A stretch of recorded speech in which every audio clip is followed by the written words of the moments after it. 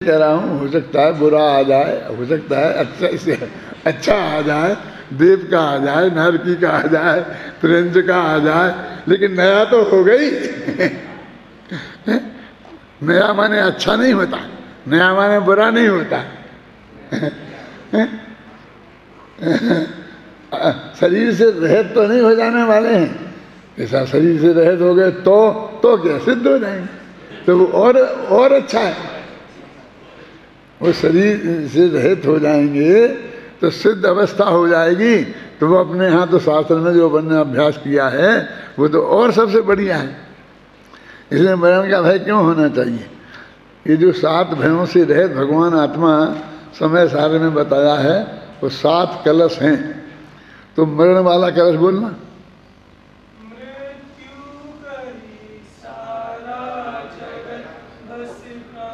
नहीं ऐसे क्या रोते रोते बोल रहे भैया? तू करे सारा जगत बस प्राण के उच्छेद को, ज्ञान ही है प्राण हम उस कारण उच्छेद हो, तब मरण भय हो किस तरह हो, ज्ञानी जन भय बीते क्यों, वेदो सतत निसंक हो, निज ज्ञान का अनुभव करे। निश्चय प्राण तो ज्ञान है, और ज्ञान का तो कभी उच्छेद होता ही नहीं एक समय को भी। वो तो गुण के रूप में तो रहता ही है, पर्याय के रूप में, प्रकट रूप में भी निरंतर रहता ही है।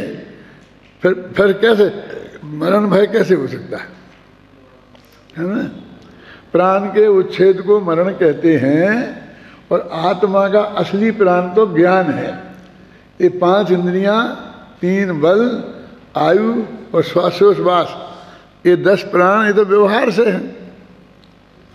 तो जब उस ज्ञान रूप जो निश्चय प्राण है उसका उच्छेद ही नहीं हो, और ये बात ज्ञानी जन अच्छी तरह जानते हैं, तो उन्हें फिर काहे का डर हो? इसलिए ज्ञानियों को मरण भय नहीं होता। वे क्या समझते हैं? ज्ञानियों को मरण भय नहीं होता माने ज्ञानी जन मरेंगे नहीं, और वे जानते हैं मैं मरूंगा नहीं। नहीं, वो जानते हैं कि अभी जो देह के वियोग को मरण कहते हैं वो मरण तो होगा। हम क्या समझते हैं कि हम ये मंत्र बोलेंगे तो हमारा मरण तो जो होना होगा तो होगा, और नहीं होना होगा तो नहीं होगा। हमारे मंत्र फंत्र से कुछ नहीं होने वाला है। लेकिन वो जानते हैं कि क्या हो, जो हुआ वो कोई बड़ी बात नहीं है, वो कोई नुकसान नहीं है। फिर बोलूँ तो मैं कहूँ हमारी स्वरूप संपदा है, वो हमारा स्वरूप भी है और संपत्ति भी है, उससे हमें कोई नुकसान होने वाला नहीं है। फिर पढ़ो, अब ध्यान से सुनना सब। मृत्यु कहे सारा जगत बस प्राण के उच्छेद को, ज्ञान ही है प्राण हम उसका नहीं उच्छेद हो, तब मरण भय हो किस तरह हो, ज्ञानी जन भय बीते क्यों, वेदो सतत निसंक हो, निज ज्ञान का अनुभव करे। एक और भय है बड़ा विचित्र, कुछ नहीं है, ना सामने शेर है, ना मौत है, कुछ नहीं है, बस सब तरह से अनुकूलता है। फिर भी अचानक कुछ ना हो जाए, अचानक बम ना पड़ जाए। अचानक भय बोलते हैं ना, जैसे आकस्मिक भय। फिर मुफ्त में ही बैठे बैठे डरते रहते हैं। सब तरह अनुकूलता है ना? स्त्री पुत्र मकान सब ठीक है, कोई कमी नहीं है, समझे ना? लेकिन ये जो सब बढ़िया मेरा जमा हुआ है ना, ये कहीं बिखर ना जाए, ऐसी कल्पना करके और वो दुखी होते रहते हैं। अकस्मात भय बोलते हैं उसे भी। पढ़ो अकस्मात भय, सुनना ध्यान से। इसमें अचानक कुछ नहीं, यह ज्ञान निश्चल एक है, यह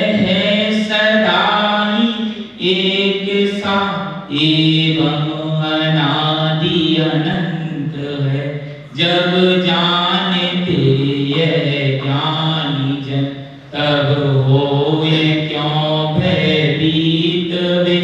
वे तो सतत निसंक हो, निज ज्ञान का अनुभव करें। फिर अचानक कुछ होता ही नहीं है। क्यों? क्या प्रमाण है कि अचानक कुछ नहीं होता? सर्वज्ञ भगवान के ज्ञान में पहले से सब झलका हुआ है ना, हैं? उन्हें जाना हुआ महावीर के ज्ञान में, अरहंत आदिनाथ के भगवान में, अनादिनाथ के भगवान के ज्ञान में, सबके सिद्धों के ज्ञान में, एक एक समय की पर्याय में क्या क्या होने वाला है, समझे ना, वो सब बिल्कुल उनके आया हुआ है। तो अचानक तो कुछ हो ही नहीं सकता, नहीं तो सबका ज्ञान गड़बड़ा जाएगा। कि अचानक हो गया तो, क्योंकि तुम्हारे तो का तो कोई उत्तर नहीं। अब यही तो कहते हैं अंत में आखिर, भैया हम तुम्हारे तो का उत्तर नहीं दे सकते। अरे हम कह रहे होता ही नहीं। अरे अनंत भगवान कह रहे, ये जो बार बार आता है ना अपना कि वे छंद आते हैं ना 8-10, तो उनमें बार बार आता है कि भगवान ने कहा, भगवान ने कहा, भगवान ने कहा, निज आयु से जीवित रहें यह बात जिनवर ने कही। तो उसमें 10-11 गाथाएं हैं, तो हर एक में यह बात जिनवर ने कही। ये हर एक में इतनी बार कि इन्हें कोई काम नहीं था दूसरा, इनकी गाथा में इतनी जगह थी। रिपीटिशन का दोष नहीं लगेगा, रिपीटिशन का दोष लगेगा कि नहीं लगेगा? जब मैंने 12 भावना लिखी थी शांति जी, तो उसमें ऐसे कई शब्द बहुत रिपीट होते हैं। अब तुम पढ़ना एक दफे तो तुम्हें मालूम पड़ेगा बहुत रिपीटिशन होता है। तो परमात्मा ने मेरे से कहा कि दादा रिपीटिशन बहुत है। मैंने कहा सर मालूम नहीं, भावना के क्षेत्र में रिपीटिशन गुण माना जाता है, दोष नहीं माना जाता है ना। भावना के क्षेत्र में रिपीटिशन गुण माना जाता, दोष नहीं माना जाता। और मैंने कहा एक गाथाएं बताई थी, एक कुंद ने कितना रिपीटिशन किया, यह बात जनवर ने कही, यह बात जनवर ने कही, यह बात जनवर ने कही। उनने ये बात जनवर ने कही, ये तुमसे कसम खा खा के कह रहे हैं वे। जैसे बढ़िया दुकान पे बैठे कहता है राम कसम, नेम कसम, ये इसी भाव आया है, ये नेम कसम, फिर बार बार में तेरी कसम, मेरी कसम, भगवान की कसम, तू मेरे माथे पे हाथ रख के कसम खा, तो मैं तेरे माथे पे हाथ रख के कसम खाऊं। तो ये भगवान कह रहे हो, ये मैं तुम्हारे हाथ पे माथे पे हाथ रख कर कसम खाने को तैयार हूँ, अपने माथे पे हाथ रख कर कसम खाने को तैयार हूँ। क्या कि निज आयु 6 से, अरे तुम ही हो जिनने बताई कर्म से कुछ नहीं होता। अभी तो हमें बता रहे आयु कर्म के 6 से मरण होता है, और आयु कर्म की वजह से जीवित रहते हैं। अरे उनने इस महासत्य का ज्ञान कराने के लिए कर्मणानि योग का सहारा लिया है। वे तो असली आचार्य उसी के हैं कि कुछ भी ये कर्म भरम से कुछ होता नहीं है, हैं? उनका सब्जेक्ट तो वही है और कल से वही रटेंगे। ये तो आज तुम्हें कर्म पे भरोसा ज़्यादा है ना, हैं? तो तुम्हें कर्म की तरफ से याद दिला के ये बात कह रहे। मैंने वो एक तरीके से अपने सामने कसम खा के ये बात कह रहे, भगवान की साक्षी पूर्वक ये बात मैं कहता हूँ। भगवान का नाम लेके कह रहा हूँ ना, तो इसका मतलब ये है कि भगवान तो सब जान ही रहे, तो मैं उनके नाम से लेके कह रहा हूँ। ये मैं जान के कि भगवान जान रहे हैं कि मैं उनके नाम से कह रहा हूँ। यदि कोई गलत बात निकलेगी तो वो भगवान बदनाम होंगे ना, मैं भगवान के नाम से कह रहा हूँ। तो वो एक कसम खाकर कि तुम्हें भरोसा हो जाए, ये बात है। इतनी बात है, वो नहीं तो ऐसा तो नहीं कब लिखने बैठे थे और जब कुछ समझ में नहीं आई क्या लिखें तो लिख दी बात दिन भर ने गई, पाव लाइन तो निपट गई।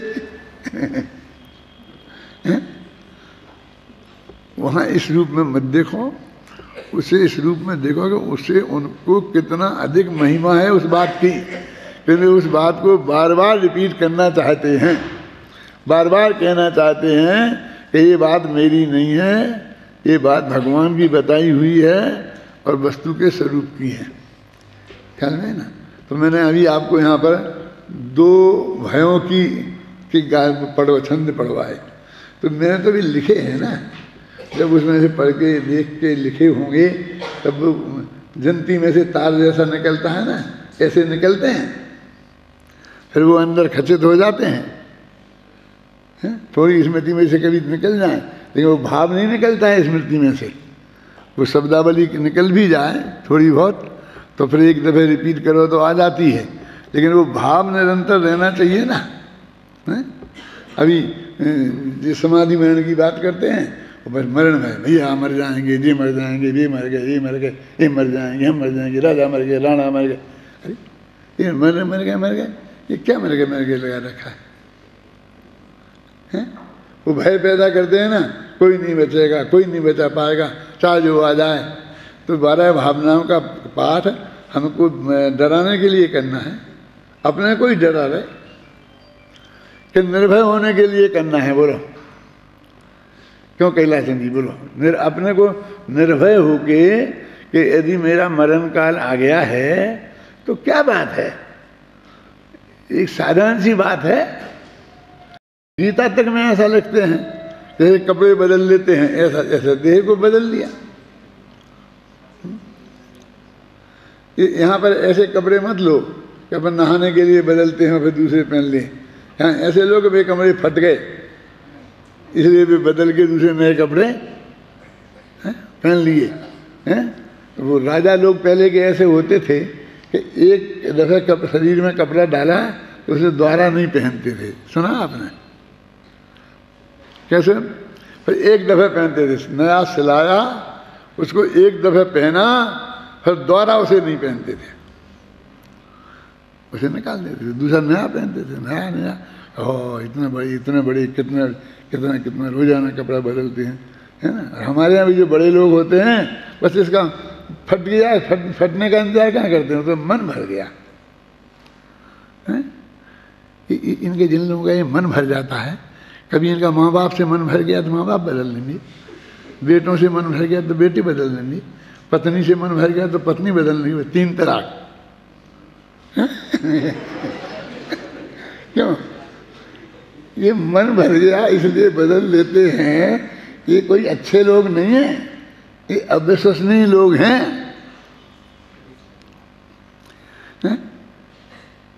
वो तो सुनो, फिर मैं आप कहता हूं कि वो तो हम तो बदलने नहीं, हमें नहीं बदलना है, वो तो वो बदल रहा है तो हम उस बात को खुशी खुशी स्वीकार कर लें।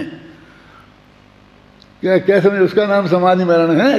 क्या सोचना चाहिए शांति जी कि तू नहीं मानेगा, जाएगा ही, यहाँ जाऊँगा, अच्छा जा, कोई बात नहीं, आराम से रहना। समझे ना? हमने तो उस जाते हुए शरीर के कोई स्वीकृति दी है, हमने भगाया नहीं है। 3 तलाक का कानून हमें भी प्राप्त है, लेकिन हमने 3 तलाक नहीं बोले, सामने वाले ने बोले तो हमने कह दिया ठीक है चल हम भी मान लेते हैं तेरा। समाधि मन का मतलब समझ में आ रहा क्या कह रहा हूँ? कहते ऐसा भी पंडित मिलेंगे आपको, और मैं पंडितों के बड़े नाम भी हो सकते हैं, कि ये देह तुम्हें छोड़े उसके पहले तुम देह को छोड़ दो, जैसे होड़ लग रही है। पढ़ा है ना, मैं निकाल के बता सकता हूँ, लेकिन उन्हें बड़े बड़े नाम जुड़े रहते हैं तो डर लगता है, इसलिए नहीं बताता। क्या मेरा चिंतन समझ में आई कि नहीं आई? ये शरीर हमको पहले छोड़े, उसके पहले हम इसे छोड़ दें। हमें कोई ऐसी होड़ नहीं करना है। ये शरीर कहेगा नहीं नहीं मुझे नहीं छोड़ना, नहीं जाना है तो ठीक है, नहीं मैं तो प्रतिज्ञा कर ली, अब तो मैंने कह दिया, अब तो मैं रोटी नहीं खाऊंगा, मैंने नक्की कर लिया, पानी नहीं पीऊंगा, अब तो बेटा तेरे को मरना ही पड़ेगा। इसका नाम समाधि मरण नहीं है। लोग मेरे से पूछते हैं कि साहब फना ने 12 वर्ष का समाधि मरण ले लिया था और अब वे स्वस्थ हैं पूरे तरह से, हैं तो क्या करें, उन्हें मर जाना चाहिए? यहाँ जिंदा तो नहीं रह सकते हैं? क्या ये कौन से शास्त्र में कहाँ लिखा? ना विवेक में लिखा, कहीं नहीं। ये मर जाना चाहिए है, तू कौन होता मर जाने वाला? तेरे हाथ में है क्या? वो तो सब नक्की है। तुझे तो जो नक्की है उसे सहज भाव से स्वीकृत करना है, उसमें खेद खिन्न नहीं होना और कुछ नहीं करना है तेरे को। और वो तेरे रोकने के भाव से रुकेगा नहीं और तेरे जाने के भाव से जाएगा नहीं। तुझे तो तेरे को समझना है, अपने चित्त में शांति रखना है। जो भी परिस्थिति घटित हो वो उससे मेरे चित्त में रंज मात्र भी अशांति नहीं हो, पर इसका नाम समाधि मरण है। यदि ऐसी समता भाव हम रख सके तो कोई बात नहीं, बस क्या क्या छोड़ दिया और क्या क्या नहीं छोड़ा, उसमें क्या दम है। कि नहीं साहब उन्होंने तो सब मरने के पहले सब छोड़ दिया था। है? अच्छा, सब छोड़ दिया था। क्या क्या छोड़ दिया था?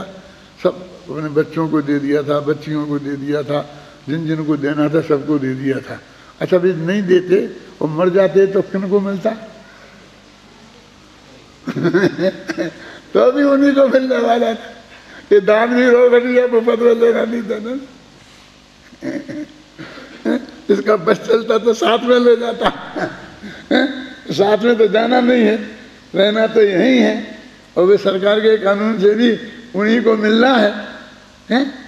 अब मैं मरने लग रहा हूँ तो मैं अपने आत्मा की जो नहीं सोचूं, और उस परिग्रह को जिंदगी भर जो छाती से लगा के रखा था, फिर अभी गिन गिन करके इसको इतना तू वहाँ इधर, उसको बुला लो, उसको बुला लो, उसको प्राण से वहाँ से बुला लो, वहाँ से बुला ले, तू ले, क्या क्या क्या खेल में चला का? ये खेल करना था तो पहले ही निपटा देता ना। क्यों? नहीं मैं तो अपने हाथ से दूंगा। अरे तुमने कह दिया, दे दिया, लिख दिया कि इतना इसको तो हो जाएगा। अभी मैं अपने हाथ से दूंगा तो ज़्यादा पुण्य बन जाएगा। सचमुच 99% पुण्य बांधने के लिए ही करते हैं। बोलो अजित भाई, इससे कोई संबंध नहीं है उसका,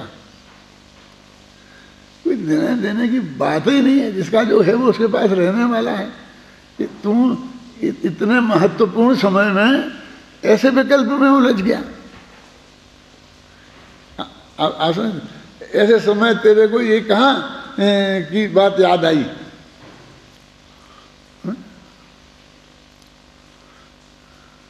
अपने में जाना था ना। सारी जिंदगी ये परिग्रह संभाला और फिर मरते मरते भी परिग्रह संभाले हैं। तो उसे संभाला, तुम ढंग से संभालना, गड़बड़ मत कर देना, चला ना जाए हैं, वो देख लेना, उसका मुकदमा चल रहा है, उसको वकील साहब फलाना किया। क्या बेवकूफ़ी की बातें लग रही है। यदि तेरे को इतना ही संभलवाना था तो 6 महीना पहले, 2 साल 10 साल पहले ही संभलवा देता और विकल्प को तोड़ देता। क्यों? सहज ज्यादा निष्ठा भाव से रह लेता, क्या फर्क पड़ता? मैंने किताब भी लिख दी, लेकिन मेरा दिमाग तो चलता रहता है ना, सोचता रहता हूँ कि क्या होना चाहिए, स्वरूप क्या होना चाहिए, वस्तु है क्या? ये इतना हो हल्ला गुल्ला काय का हो?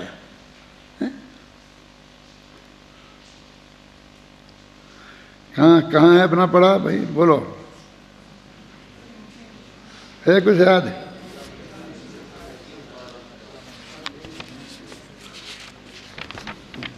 मैं सोच के आया 42-43 गाथा भी पर आज पूरी करने की हैं। इस प्रकार इस गाथा में त्रैक प्रत्यय और ऊत प्रत्यय का स्वरूप स्पष्ट करते हुए यह कहा गया है कि ऊत प्रत्यय तो पर्यायों के समूह रूप होने से द्रव्यों में होता है, पर त्रैक प्रत्यय प्रदेशों के समूह रूप होने से काल द्रव्य में नहीं है, क्योंकि तिरछापन उसमें हो ही नहीं सकता। एक प्रदेश है, क्योंकि वह एक प्रदेशी है अप्रदेश। ऊर्ध्व प्रत्यय की अपेक्षा प्रत्येक द्रव्य अनादि अनंत है, त्रिकाली ध्रुव है। त्रियक प्रत्यय की अपेक्षा 5 द्रव्य अस्थिकाय रूप हैं। यहाँ तक पढ़ रहे थे अपन। काल को छोड़कर शेष 5 द्रव्यों के ऊर्ध्व प्रत्यय अर्थात परिणमन में निमित्त काल द्रव्य है, और अपने अपने उपादान तो सभी द्रव्य स्वयं ही हैं। काल द्रव्य के परिणमन का उपादान भी काल द्रव्य है और निमित्त भी काल द्रव्य ही है।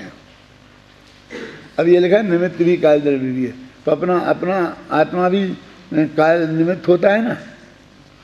तो कल तो तुमने पढ़ा था, क्या पढ़ा था?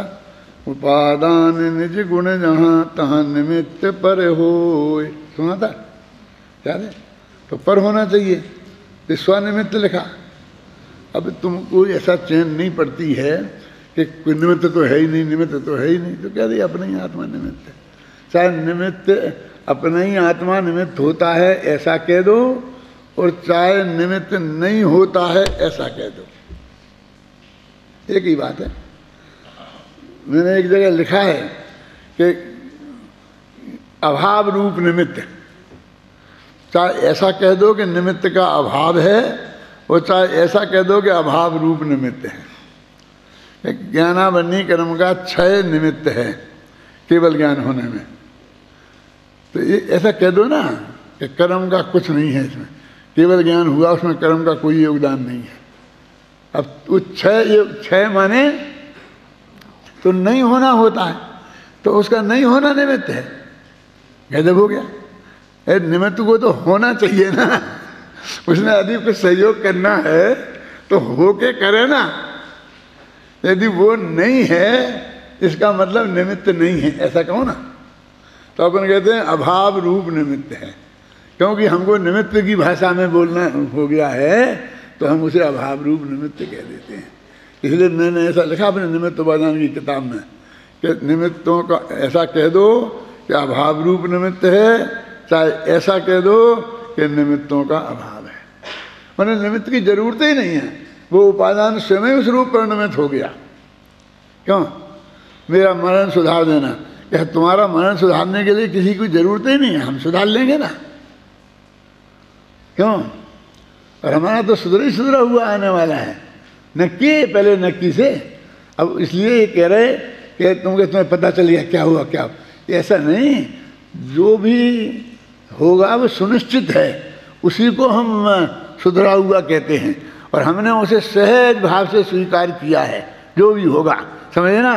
तो जो ऐसा सहज भाव से जिसके ज्ञान में उसकी स्वीकृति होती है, सुनना बहुत मार्मिक बात है, उसका नियम से सुधरा हुआ ही होता है। क्या कहा? बोलो बोलो, क्या कहा मैंने, सुनो तुम क्या कहा। मतलब उसका जीवन सुधरा हुआ होता है, तभी उसको ये बात की स्वीकृति होती है। इस बात की स्वीकृति इस बात का प्रमाण है कि उसका भव सुधर गया, कि उसकी दुर्गति नहीं होगी। क्या? तो वो कह रहा है ना कि हमारा क्या सुधारना, हमारा तो सुधर ही सुधराया है। तो कहते अभिमान है इनको, ऐसा है कि हमारा तो सुधर ही हुआ। हमारा सुधरा हुआ है माने हमको जैसा होना है वो स्वीकार है, समझे ना। और ये स्वीकार उसी को होता है कि जिसका भव सुधरा हुआ होता है। ये वस्तु का स्वरूप है, ये अपना अभिमान की बात नहीं है। भाई वकील साहब मेरी बात समझ में आ रही ना, ये वस्तु का स्वरूप है कि काय का विकल्प, किसका विकल्प, कहाँ मरना है, कौन सुधार दे, कौन बिगाड़ दे, क्या कर दे, तो अभी कहाँ डोल रहा है, हैं? बस मैं तो और चाहता हूँ कि वो मैंने सब कर लिया, मेरा सारी इच्छाएं पूरी हो गई, अब शांति से मर जाऊँ मैं इसमें। सब यात्रा कर ली, तीर्थ यात्रा कर ली, ये कर ली, शकर जी 3 दफ़े हुआ है, 4 दफ़े गिरनार जी हुआ है, बस खत्म हो गया, कृत हो गया, इसे मोक्ष नहीं जाना है। शकर जी गिरनार जी हो गया, मोक्ष का क्या करेगा? मोक्ष के बिना किसी का रास्ता खत्म होता है। मोक्ष मार्ग माने मोक्ष का पथ, मार्ग, मोक्ष में पहुंचने पे ही खत्म होगा ना, या पहले ही खत्म हो जाएगा, मार्ग खत्म हो जाएगा और मोक्ष आया ही नहीं। ये तो कृत हो जाता है। ये सब हो गया, ये हो गया, बच्चे की शादी होगी, बच्चे की शादी होगी, अब यह पोता पोती की नहीं करने, अभी भी हैं ही नहीं, और होते तो उनकी भी कर देता है। उसमें क्या है, कल्पना लोग उड़ने से कौन रोकता है दादा, उड़ो जितने उड़ना है, होना तो सब स्वकाल में है, कहीं किसी का कुछ फर्क पड़ने वाला नहीं है। अब ये गाथा आज खत्म हो गई, देखो क्लियर लिखा है, निमित्त भी काल द्रव्य ही है। अब निकालो, दूसरी अगली गाथा आ गई। अब कल ये गाथाएं पढ़ेंगे अपन 42 में 43 में। मुझे शक हो गया था कि पिछली गाथा स्पष्ट नहीं हुई है। स्पष्ट माने मेरे समझाने में नहीं, लोगों के समझने में, इसलिए मैंने